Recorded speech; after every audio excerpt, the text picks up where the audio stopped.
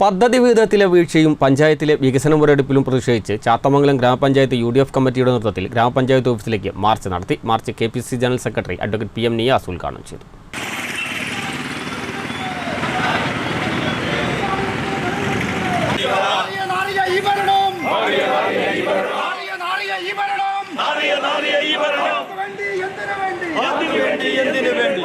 രണ്ടായിരത്തി 2024-2025 വർഷത്തെ പദ്ധതി അടങ്കൽ തുക ചെലവഴിക്കാതെ കോഴിക്കോട് ജില്ലയിൽ 68ാം സ്ഥാനത്തായി പിന്നോക്കാവസ്ഥയിലായതിലും പഞ്ചായത്തിൻ്റെ വികസന മുരടിപ്പിനുമെതിരെയാണ് ചാത്തമംഗലം ഗ്രാമപഞ്ചായത്ത് UDF നേതൃത്വത്തിൽ ഗ്രാമപഞ്ചായത്ത് ഓഫീസിലേക്ക് മാർച്ച് സംഘടിപ്പിച്ചത്.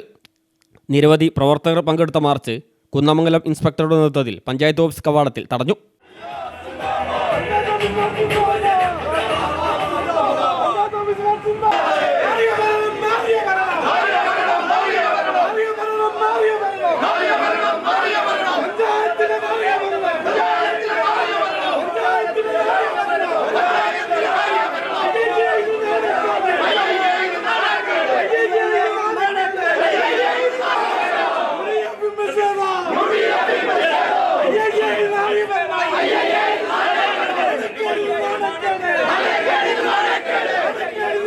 തുടർന്ന് നടന്ന ധർണ KPCC general secretary advocate PM Niyas ഉദ്ഘാടനം ചെയ്തു. കഴിഞ്ഞ ഉമ്മൻചാണ്ടി സർക്കാർ ഉള്ളപ്പോഴും AK ആന്റണി സർക്കാർ ഉള്ളപ്പോഴും അതുപോലെ പ്രിയരായ K കരുണാകരൻ സർക്കാർ ഉള്ളപ്പോഴും ഒക്കെ 5 മുതൽ 15% വരെ ഓരോ വർഷവും പദ്ധതി വിഹിതവും പദ്ധതിയേതര വിഹിതവും ഒക്കെ വർദ്ധിപ്പിച്ചുകൊണ്ട് മുന്നോട്ട് പോയ കാലഘട്ടത്തിൽ നിന്ന് വ്യത്യസ്തമായി 9 കൊല്ലം കൊണ്ട് എല്ലാ വർഷവും പിറകോട്ട് പോകുന്ന അവസ്ഥ ഉണ്ടാകുന്നു.